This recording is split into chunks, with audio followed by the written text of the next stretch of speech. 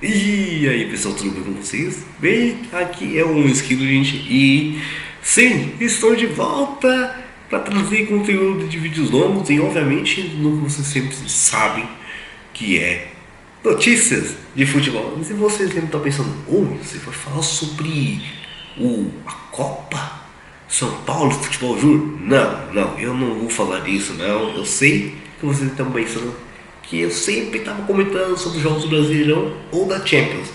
Não está rolando nada disso e nem os estaduais começaram.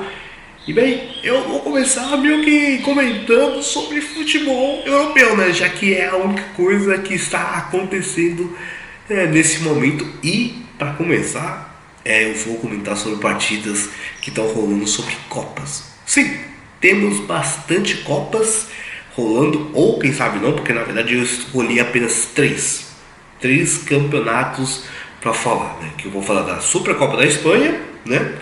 A Copa da Liga da Inglaterra, não é a Copa da Inglaterra, é a Copa da Liga da Inglaterra, e falar da Copa da Itália.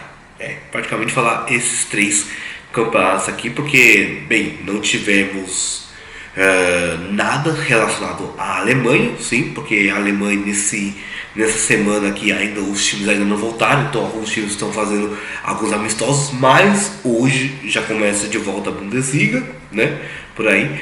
A França, bem, a França só começou agora a primeira rodada da Copa da França, então também não vale muito a pena falar muita coisa, né? Inclusive. E aí depois os campeonatos europeus eu não acho que seja muito interessante assim comentar, porque não que seja de forte escalão. Então eu vou apenas comentar três, mas tem vários partidos muito interessantes. Inclusive é o que eu vou começar, né? Que são, né, a Supercopa da Espanha, que pelo menos já neste domingo vai ter a grande final, que vai acontecer o El Clásico. Então o El Clásico já vai ser algo que vai parar literalmente o mundo, e quando já envolve uma Copa, eu acho que aí já é mais louco ainda, então a importância pode ser que eleve a outro nível.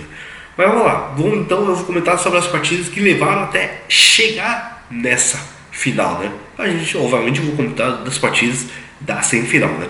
Bem, eu vou começar pelo primeiro jogo, né? A primeira semifinal, que foi Real Madrid contra Atlético de Madrid. Então vocês já esperam, né, um clássico de Madrid que poderia ser jogo mais truncado, que com certeza não poderia acontecer tantos gols, ou poderia rolar pelo menos, sei lá, um placar muito minúsculo. Mas não foi nesse caso. Esse caso aqui foi praticamente um espetáculo, e já posso cravar, né? Inclusive, para quem viu alguns shorts meus, né? Inclusive eu fiz um shorts comentando essa partida brevemente, que foi praticamente como eu cravei o melhor jogo de 2024. Sim, o ano mal começou e eu já falei que esse já foi o melhor jogo de 2024.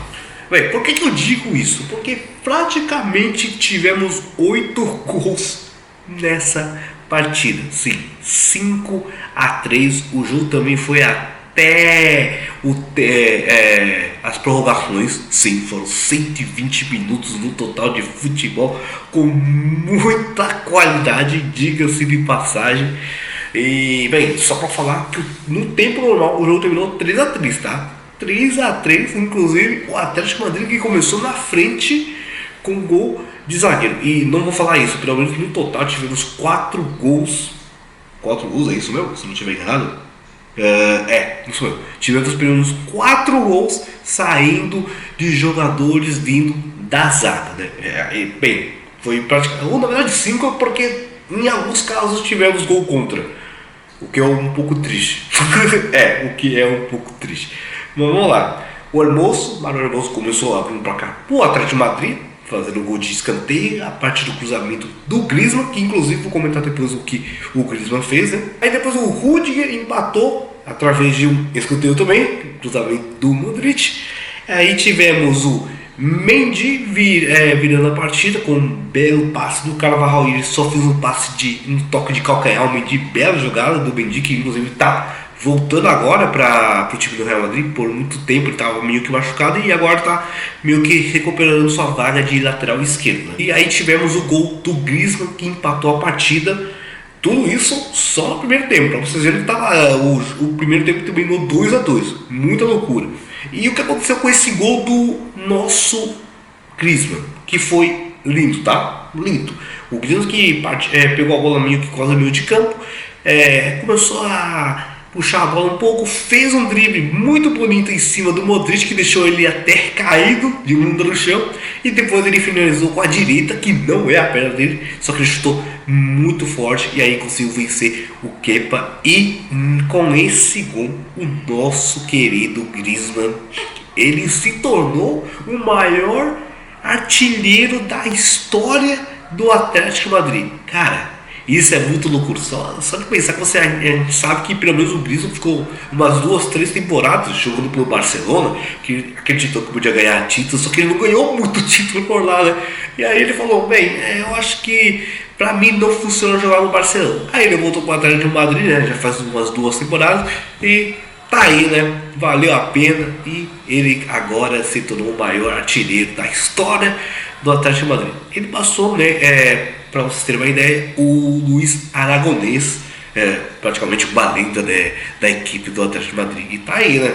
O Griezmann fazendo história. O segundo tempo, pelo menos aí já ficou um pouco mais truncado, né? O Atlético de Madrid começou a jogar o estilo do Simeone, que você sabe que é anti-futebol, né? Ficar um pouco mais travado lá atrás, enquanto o Real Madrid estava criando várias chances, né? E bem, e um dos gols que aconteceu foi do nosso querido Carvajal. É isso mesmo. Só que antes de rolar o gol do Carvajal, meus amigos, o Rudiger fez um gol contra. Só que assim, digamos que foi muito mais erro do Kepa. Sim, porque a jogada veio de um cruzamento. O Morata meio que estava disputando, né, para tentar ganhar de cabeça. Só que o Kepa meio que se embaralhou, né, para tentar dar um soco na bola ou sei lá o que fazer da vida. E aí praticamente ele deu um soco que a bola bateu no pé do Rudiger, encobriu ele e a bola entrou. E praticamente o nosso Atlético de Madrid estava ganhando por 3-2 e podia eliminar o nosso Real Madrid. Só que aí passaram uns 6 minutos e aí, como eu falei, o Carvajal empatou a partida. Então vocês veem, o Carvajal já fez um gol e uma assistência procurando a partida. Então o cara estava sendo o destaque da partida do nosso Carvajal. Beleza.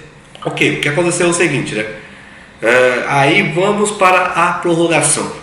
E aí no primeiro, praticamente no primeiro tempo, né, da prorrogação não aconteceu nada. O jogo ainda continuou truncado. O pessoal obviamente estava começando a ficar cansado. E aí já no segundo tempo, o Rossellu, né, que entrou por aí por esse tempo, meio que recebeu o cruzamento do nosso querido Carvajal. E a bola meio que, digamos que assim, ele meio que cabeceou um pouco errado, né? Porque quando ele foi cabecear, o nosso Savic meio que tentou bloquear e mandou a bola no ângulo. E aí meio que fazendo mais outra virada pro nosso Real Madrid. É, isso mesmo, mais uma vez o Real Madrid virou mais uma vez com um gol muito na sorte, que a bola foi parar lá no ângulo, sem chance pro nosso Aubrac. E aí praticamente nos minutos finais o nosso querido Atlético de Madrid já estava no desespero, o Oblak já foi pro ataque tentar cabecear, e aí praticamente a partir de um contra-ataque saiu de um cruzamento. O Real Madrid tirou a bola, né, lá pra frente, né, o Bumba meu boy, o Brahim Dias, que tava na zaga participando para tentar tirar, saiu correndo que nem um maluco lá do meio de campo, venceu do Oblak, que não tinha muita velocidade. A gente sabe que o goleiro não tem tanta mobilidade assim, e inclusive o Oblak é gigante pra caramba. Venceu dele na velocidade, conseguiu tocar na bola, aí depois fez um toque pra fechar o placar e foi um negócio muito louco, mano, explodiu pra todo mundo, todo lado, menos o Toni Kroos, que inclusive tem uma foto muito louca, que praticamente o Toni Kroos, eu acho que era o único jogador que não comemorou neste gol, né, que praticamente fechou o placar. Inclusive o Toni Kroos, que foi o único jogador que foi vaiado praticamente o jogo inteiro. Isso é loucura, né? O Toni Kroos meio que entrou no segundo tempo, né, do tempo normal, e quando ele entrou na partida, literalmente todo os torcedores que estavam assistindo no jogo, e porque essa partida aconteceu na Arábia Saudita. Sim, a Supercopa da Espanha acontece na Arábia Saudita, isso é meio esquisito. O torcedor da Arábia Saudita meio que pegou no pé dele e ficou vaiando ele o tempo todo, né? Porque ele fez alguns comentários que desagradaram o pessoal da Arábia Saudita, então por isso que o pessoal pega no pé dele. Mas beleza, o Real Madrid fez uma vitória espetacular em cima do Atlético de Madrid e agora vai ficar esperando, né? Vai enfrentar o nosso querido Barcelona, que venceu ontem o Osasuna por 2-0. E bem, assim, digamos que é um pouco triste a situação do nosso querido Osasuna, que teve que enfrentar o Barcelona. Então a gente já sabe que a diferença técnica, até coletiva não, porque o time do Osasuna até que jogou bem, batalhou até o final e pelo menos não tomou uma surra, né, do Barcelona, né? Tava jogando até bem o Osasuna, mas por causa de problemas, né, diferenças técnicas bem gritantes, obviamente o Barcelona se sairia muito melhor do que o Osasuna. E bem, o nosso Barcelona, que marcou o gol com Lewandowski, e sim, o primeiro gol apenas aconteceu só no segundo tempo, e praticamente no último minuto da partida, o nosso João Félix, que entrou apenas também no segundo tempo, fez uma grande jogada, fez uma caneta em cima do jogador do Sassuolo, começou a dar uns dribles aqui e depois fez um passe cirúrgico pro Lamine Yamal, né, o garoto do Barcelona, que também só entrou no segundo tempo para fechar o placar, né, tirando do goleiro e ficando só dessa maneira. É isso mesmo, né? Barcelona conseguiu ganhar do Sassuolo, não foi uma grande partida de bastante jogadores, inclusive do Lewandowski, né, que estava meio parado, assim, meio sumido antes de fazer o gol, né? Mas pelo menos o Barcelona conseguiu vencer e agora vai enfrentar esse Real Madrid avassalador. Não sei se o nosso Barcelona tem capacidade de vencer o Real Madrid, mas eu espero que seja uma grande partida e que seja fantástico essa final da Supercopa da Espanha. Bem, para quem vocês estão torcendo? É Real ou Barcelona, né? Beleza, vamos lá. Sim, parece que eu gastei mais ou menos mais da metade do que eu queria de falar de notícias, só falando do Real Madrid contra o Atlético de Madrid, porque foi um jogaço e o Barcelona foi bem pouquinho. Mas vamos continuar a roda. Vamos para a Copa da Liga da Inglaterra. Lembrando que a Copa da Inglaterra é diferente da Copa da Inglaterra. Ele é praticamente uma Copa um pouco de menor expressão, mas é importante para as equipes também, porque financeiramente é bom, né, para as equipes. Só que é um pouco estranho, porque a Copa da Liga da Inglaterra, praticamente todos os jogos são apenas uma partida, né? Beleza. Mas quando você chega na semifinal já é um pouco diferente, porque na semifinal você tem que jogar pelo menos 2 partidas. Então eu vou comentar a primeira partida de cada uma das semifinais, né? Que tivemos o Liverpool enfrentando o Fulham e o Middlesbrough, Middlesbrough enfrentando o Chelsea. O Chelsea está perto de uma final, porque inclusive é tão bizarro pensar nisso, porque o nosso Chelsea na Premier League está praticamente na metade, no meio da tabela. Um time que não está fazendo nada na vida, tem tanto dinheiro, mas está no meio da tabela, cara. Sensacional. Beleza, eu vou comentar então o primeiro jogo que aconteceu na primeira semifinal, que foi Middlesbrough contra o Chelsea. E o inacreditável aconteceu, sim. O Chelsea perdeu pro Middlesbrough. E bem, o único gol da partida foi do Hackney. Só para ter uma ideia, o nosso querido Middlesbrough, se eu não estiver enganado, eu acho que está jogando na segunda divisão do campeonato inglês, né? E o Middlesbrough, inclusive, também é o time que está no meio da tabela da segunda divisão do campeonato inglês. Cara, que loucura! E os caras estão ganhando do Chelsea, né? Mas o problema é que eu não sei se o Middlesbrough conseguir vencer, ou quiser conseguir manter esse resultado para a segunda partida da semifinal e conseguir se classificar para uma eventual final, vai conseguir derrotar o nosso querido Liverpool. O nosso querido Liverpool até ganhou assim, também um pouco apertado do Fulham, né? Os gols foram do Jones e do Gakpo. Inclusive foi por apenas uma diferença de 3 minutos, inclusive uma virada, né? Porque o Fulham começou na frente com o gol do Willian. E isso mesmo, o Willian, ex-Chelsea, ex-Arsenal, ex-Corinthians, né? Que começou fazendo gol pro Fulham, só que aí depois do segundo tempo o Liverpool conseguiu a virada.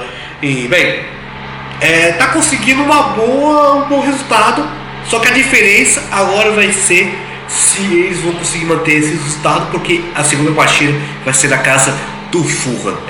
O Liverpool só conseguiu essa vitória assim, um pouco magrinha, jogando no Anfield, e a gente vai ter que ver agora se eles conseguem vencer o Fulham. Inclusive as partidas vão acontecer no dia 23 e 24 de janeiro, então temos que esperar pelo menos mais 2 semanas para esse jogo de volta acontecer, para ver quem que vai para grande final. Beleza. Bem, e para fechar agora eu vou falar da Copa da Itália, que está na fase de quarta de finais, né? E que praticamente decidiu quem que vai jogar a semifinal. A Copa da Itália tivemos o seguinte: jogos da terça, da quarta e quinta-feira, né? Beleza? Então vou começar então pro jogo da terça-feira, que não tivemos gols, né? Que foi entre Fiorentina e Bologna, né? E Bologna, inclusive, foi uma das equipes que derrotou, né? Eliminou a Inter de Milão. Nossa, que loucura, né? Bizarro. E mais, vamos lá, né? O jogo terminou 0-0, foi até a prorrogação também, manteve 0-0, e aí foram para disputas de pênaltis e o jogo terminou 5-4, vitória da Fiorentina, classificada para a semifinal da Copa da Itália. Vamos para o jogo da quarta-feira. Tivemos 2 jogos da quarta-feira. Tivemos Lazio contra Roma e o Milan contra Atalanta, né? Tivemos Lazio contra Roma e a Lazio venceu por apenas 1-0, gol do Sakane, fazendo gols de pênalti no minuto 51. Praticamente foi apenas isso que aconteceu. E no finalzinho do jogo tivemos algumas expulsões para cada um dos lados, né? Praticamente o Pedro foi expulso aos 96 minutos, e aí a Roma teve expulsão do Mancini e do Asmon. E a Roma não conseguiu, infelizmente, empatar a partida e ficou dessa maneira para a Lazio, classificado para a semifinal. Milan contra a Atalanta, e o Milan foi eliminado. Sim, a Atalanta conseguiu derrotar o Milan por um placar de 2-1, gol de Koopmeiners. O Koopmeiners marcou os 2 gols para a Atalanta, né? Um que aconteceu no primeiro tempo e outro foi no segundo tempo, 59, fazendo gol de pênalti. E o Rafael Leão fez um dos gols do Milan, né? E engraçado que foi o seguinte, né? O Rafael Leão fez gol aos 45 minutos e só passou 2 minutos, e aí o Koopmeiners empatou a partida, cara. Mal deu tempo para comemorar o gol do Rafael Leão, e aí a Atalanta empatou a partida. Inclusive, uma coisa um pouco triste, né? O nosso querido Milan foi eliminado jogando no San Siro. E para fechar, tivemos a nossa Juventus, né? A Juventus que está tentando voltar agora, no pé do chão, depois de tantas coisas que aconteceram, como escândalo de apostas, essas coisas aí que a Juventus sofreu. Bem, a Juventus meio que venceu de 4-0, né? Baita goleada em cima da Frosinone.